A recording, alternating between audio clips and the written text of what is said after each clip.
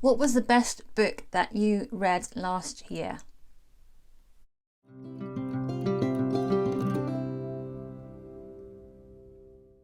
Hello, welcome to my channel Christian Faith and Fiction. My name's Lou and I make videos about Christian fiction books and sometimes faith. If you're new to this channel and that sounds like something you would like to watch more regularly, then please do consider subscribing to the channel, and if you're really keen you can click on the notifications bell when you'll be notified when I make new videos. Today I'm really excited to bring to you my top 9 Christian fiction books that I read last year. This was one of my most popular videos from the year before, so I hope that you will find some book recommendations that you might like to pick up yourself. Christian fiction covers a very broad category of different genres, but they all have an inspirational theme to them. I was hoping to get a top 10 5-star reads, but actually when I counted them up I only had 9, but I do have some honourable mentions to add to that list, books that I rated 4.75. Those books are Of Fire and Lions by Mizu Andrews, which is a biblical fiction book about the character of Daniel. On the Edge of the Dark Sea of Darkness by Andrew Peterson, which is a middle grade fantasy book. The Dating Charade by Melissa Ferguson, which is a contemporary romance. And then Rosemary Cottage, Seagrass Pier and One Little Lie by Colleen Coble. So onto my 5-star reads. The first book I want to show you is The Painted Castle by Kristy Cambron. This is the 3rd book in the Lost Castle series. It covers 3 different time periods. In the present day, it follows Kira, who is an art historian who is asked to authenticate a picture which may be of Queen Victoria. She is then invited to the Parham Hill estate, where she has to work with Emery, who is rumoured to be an art thief. Back in World War II, we follow Amelia, who opens up the estate to be a boarding school for children, but also she has to accommodate a load of American pilots. And then further back in the Victorian period, we follow Elizabeth, who is a talented sketch artist who is engaged to Viscount Huxley, who she believes may have killed her father.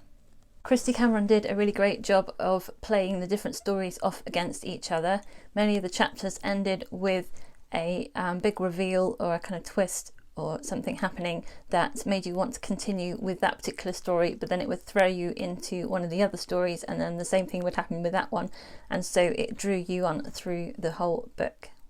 The historical stories are unrelated to the other books in the series, but the contemporary story continues from book to book, so I do recommend reading the other 2 in this series first, but it was a great series and this one I definitely gave 5 out of 5 stars. My next 5-star read was On Wings of Devotion by Roseanna M. White. This is the 2nd book in the Codebreakers series. This is a World War I romance mixed with espionage and codebreaking. This follows Nurse Arabelle, who is very generous but also has a quick temper, and ex-pilot Philip, who carries a burden of grief from his past. He has to carry some bad news to Arabelle and he offers himself as her protector.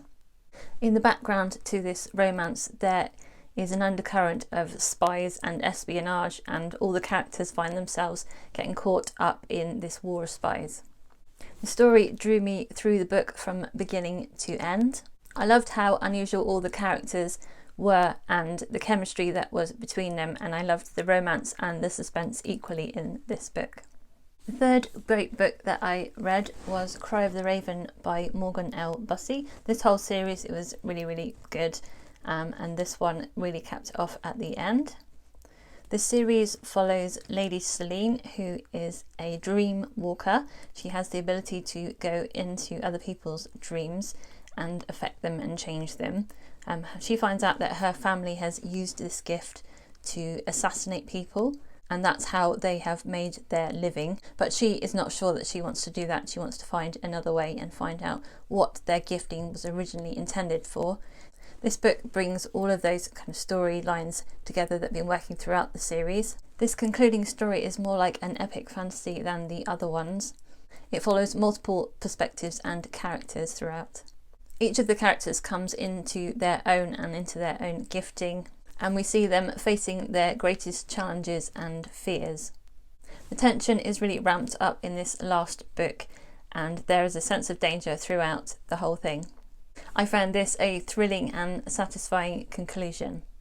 The Fifth Avenue Story Society by Rachel Hauck is a contemporary romance / contemporary book. It follows 5 different characters who each get an invitation to a story society. They don't know who gave the invitation, they don't know why they're there, but as the time goes on, they each have a story to tell. 2 of the characters were already romantically linked together, and so it's kind of awkward for them, and then other romances are either talked about or develop throughout the book.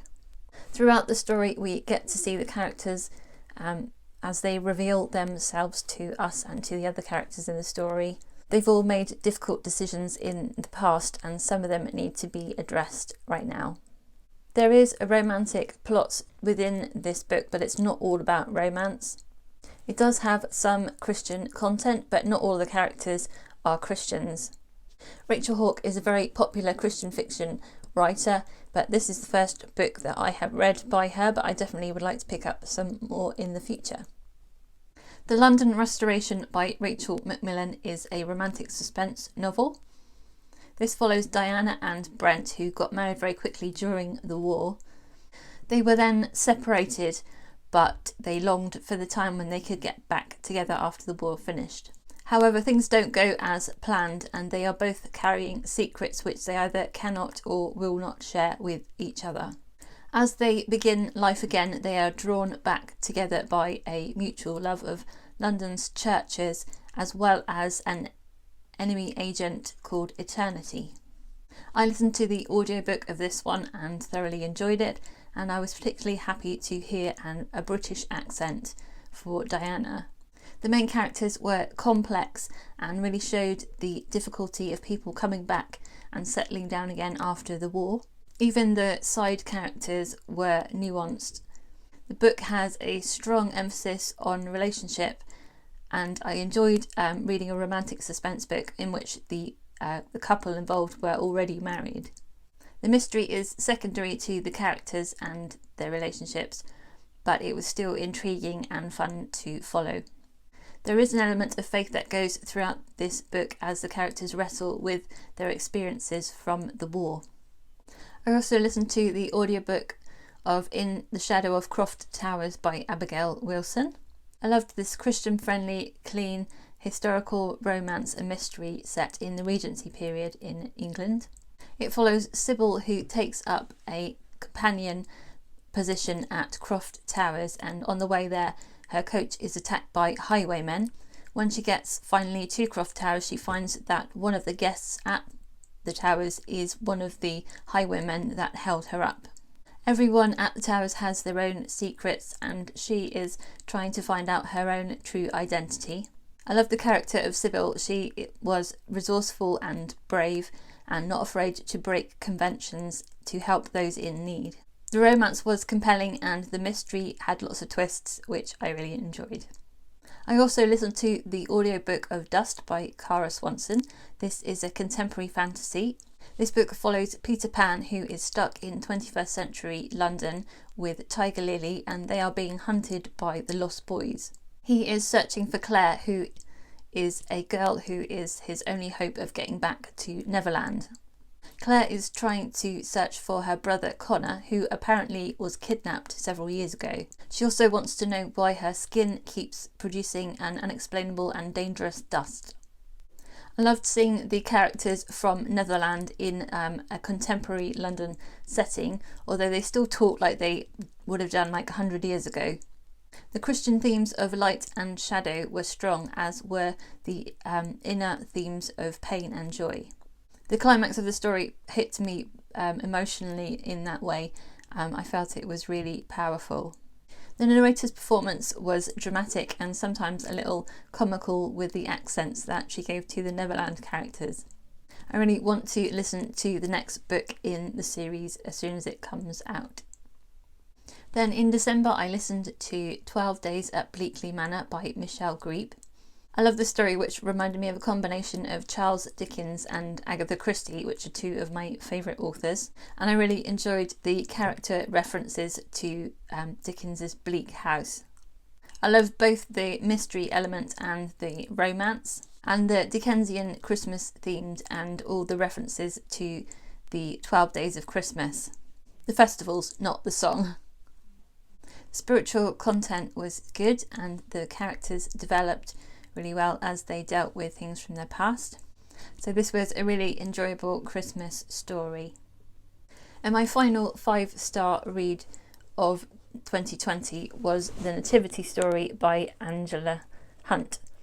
This is the novelisation of the film The Nativity Story. The screenplay was by Mike Rich. This is a really good biblical fiction book. It follows very closely the Nativity Story, and whenever possible it uses the dialogue from the Bible texts. It gave me a greater understanding of the culture of the time, as well as some speculations on how the characters would have felt in going through what they were going through, particularly Mary and Joseph. I think it's a really good book to read in Advent. It's an older book, this one, but I think you can still pick up copies of it. A really good book to read in Advent, and I will probably read it again another year. Those are my top 9 Christian fiction reads of 2020. Let me know in the comments if you've read any good books last year. And as I say again, if you're new to the channel, please do consider subscribing. I hope you will have a really good reading year in 2021. I'm hoping to pick up some good 5-star books this year. Until next time, I hope you have a good reading week, and I'll see you again soon. Bye!